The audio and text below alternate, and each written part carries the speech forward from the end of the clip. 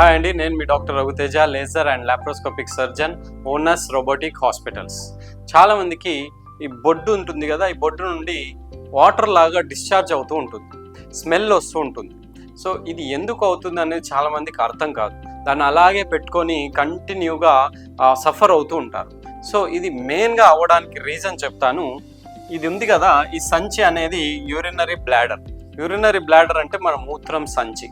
ఈ మూత్రం సంచి ఇలా కనెక్ట్ అవుతుంది. దేనికి కనెక్ట్ అవుతుంది? మన బొడ్డుకి కనెక్ట్ అవుతుంది. సో మూత్రం సంచి ఇక్కడ కింద ఉంటుంది. మూత్రం సంచి నుంచి ఒక పైప్ లాగా ఫామ్ అయిపోయి బొడ్డులో ఓపెన్ అవుతుంది.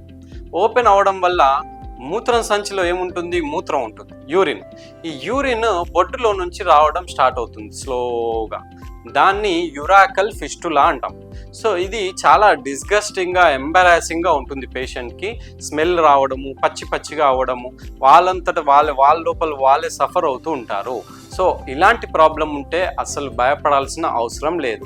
చిన్న లాప్రోస్కోపిక్ సర్జరీ ద్వారా ఈ కనెక్షన్ని మనం చిన్నగా కట్ చేసేసి స్టిచ్ వేసేస్తే ఈ ప్రాబ్లం అనేది సాల్వ్ అయిపోతుంది.